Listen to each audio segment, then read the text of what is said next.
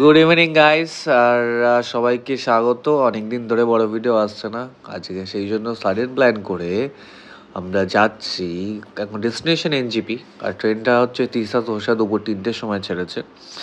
তো সকালের টাইমটা একটু গরম ছিল বলে ভিডিওটা করতে পারিনি, বাট তোমাদের জন্য একটা অফবিট ডেস্টিনেশন আমরা খুঁজেছি যেখানে কিছু লোক জানে কিছু লোক জানে না। তো চলো আমাদের সাথে।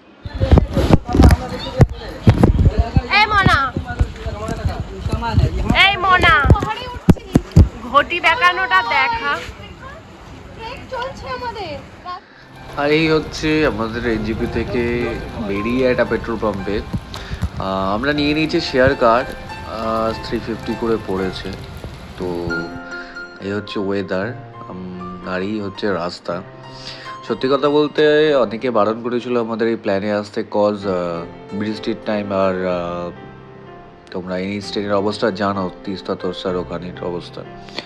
বাট তাও অনেকে বলেছে দার্জিলিং অবস্থা খুব খারাপ, অনেকে রুমার্স ছড়িয়েছে, অনেকে মানে জানে না যারা তারা অনেক কথা ছড়িয়েছিল। তো আমরা এসে একটা বেটার ফিল করেছি কি একটু বৃষ্টি হচ্ছে, একটু ফাঁকা হচ্ছে আকাশ, একটু কুয়াশা, মানে এত মায়াবী পরিবেশ না, এই জন্য হয়তো পাহাড়ে আসাটা আমাদের সার্থক হয়, বা এতটাই ভালোবাসা আমাদের পাহাড়ের প্রতি। কারণ পাহাড়ের মানে ওয়েদার এই দেখো, সাডেন জাস্ট কখনো বৃষ্টি, কখনো কুয়াশা, কখনো ফাঁকা আকাশ, এত সুন্দর লাগছে না। আর কি বলবো, আমি সাজেস্ট করব তোমাদের বৃষ্টির টাইমে আস, কারণ ওই বৃষ্টির টাইমে আসলে তোমরা পাহাড়কে একটা মায়াবী রূপে দেখতে পারবে, যেমন আমি দেখছি, আর তোমরাও দেখতে থাকো। গাইস এখন একটা ব্রিজে আছি, ব্রিজটা এখানে বরফি শুটিং হয়েছিল, ওই ব্রিজ এখানে। আর এখানে আর এইদিকে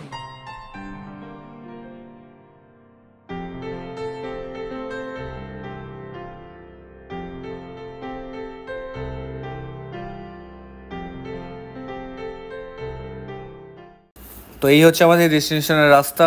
জায়গাটা বিজনবাড়ির একটা অফবিট প্লেস। রাস্তাটা এখন ভালো, কিন্তু এত অফরোড ছিল মাঝখানে ভিডিও করতেই পারিনি।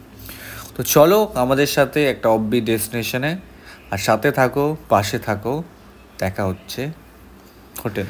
আর এই হচ্ছে আমাদের টেন্ট যেখানে আমরা থাকছি। কিন্তু ফার্স্ট দিন আমরা ভিডিও করতে পারিনি, প্রচুর হেডেক ছিল, জার্নি ছিল। বাট ফেরার দিন আমরা দেখিয়ে দিচ্ছি। এখানে টোটাল 7 জন ছিলাম আমরা।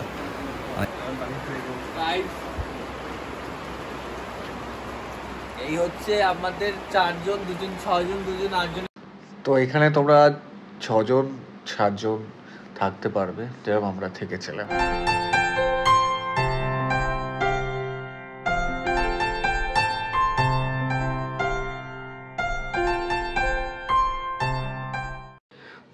তো এই হচ্ছে আমাদের বিজনবাড়ির হোমস্টে। আর এইটা হচ্ছে ওনাদের রিসেপশন প্লাস লাঞ্চ এরিয়া, ওখানেই রান্না হয়। আর মিডিলের একটা জায়গা আছে যেখানে তোমরা ড্রিঙ্কস বার টাইপের একটা। আর এখানে রাতের বেলা দেখতে অসাধারণ লাগে। তো নো ডাউট বলতে গেলে সব দিক থেকে একটা আলাদাই প্যাকেজ, আলাদাই একটা জায়গা। অফবিট জায়গাটা হচ্ছে গৈরিগাঁওয়ের একটা প্লেস। আর এই দেখো আমাদের খাবার চলে এসছে। আর এখানে খাবার পুরো ফ্রেশ, মানে এমন নয় যে তোমাদের রেখে যাওয়া জিনিস যে ফ্রিজিং আইটেমসগুলো হয়, ওরকম নয়। তো আর এটা হচ্ছে ওনাদের পেট কিঞ্জি, খুব ওয়েল ম্যানার্ড, আর বয়স হয়েছে, খুব শান্ত। তো যাই হোক, জায়গাটার অ্যাকচুয়াল নাম হচ্ছে ধরতি দ্য গ্ল্যাম্পিং হেভেন, হোমস্টের নাম।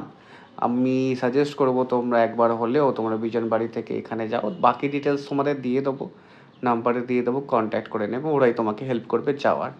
বাকি আমার একদিনের এক্সপিরিয়েন্স এত সুন্দর, আর ওদের এত বিহেভিয়ার এত ভালো না, তোমাদের ধারণার বাইরে। খাবার তার থেকে আরও ভালো। আর এই যে জায়গাটা দেখছো, এখানে বসেই ড্রিঙ্কস করা যায়।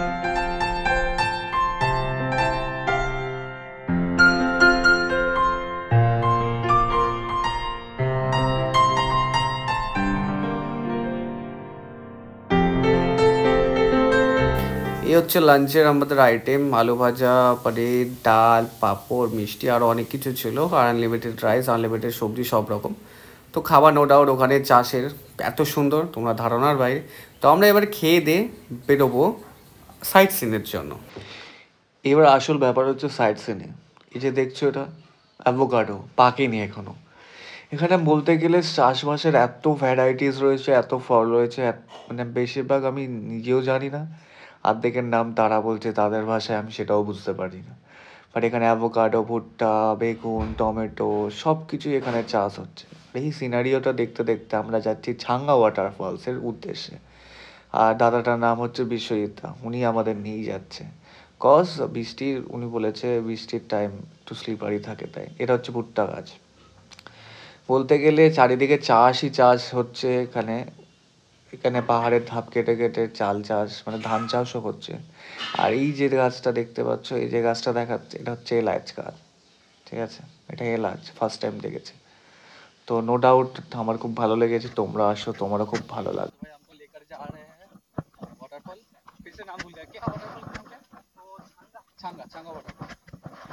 वाटरफॉल है सिक्किम में। वो देखने के बाद ना छांगे छांगे हो जा रहा है।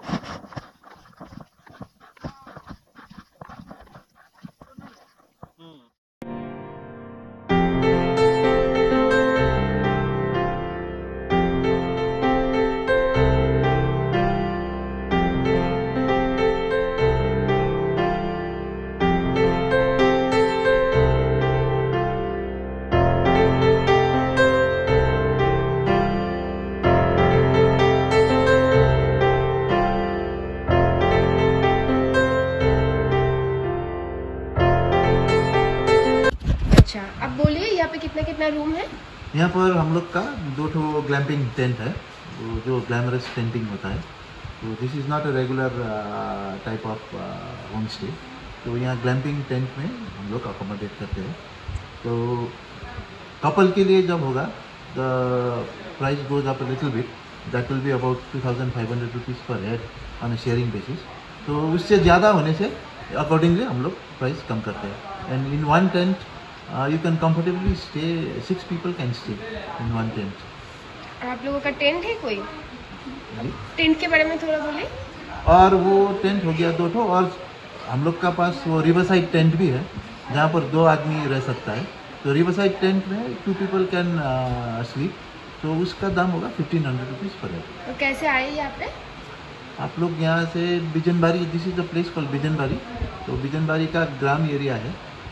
Bijanbari Bazaar is about 45 minutes from here. You will have to either come by your own vehicle, or we can provide vehicle on a sharing basis or on a reserve basis.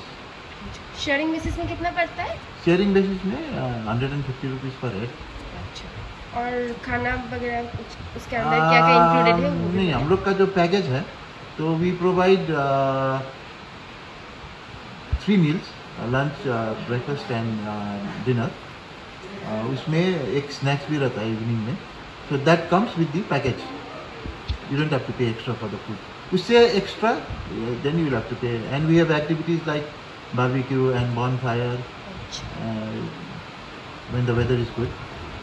यहाँ पे कि कंचनजंगा दिख जाता है? नहीं, Kanchenjunga unfortunately ऐसे नहीं दिखता है। But from here when the weather is clear you can see Darjeeling town. Thank you. তো গাইস আমরা বেরিয়ে পড়েছি হোম স্টে থেকে, 30 অফিসে।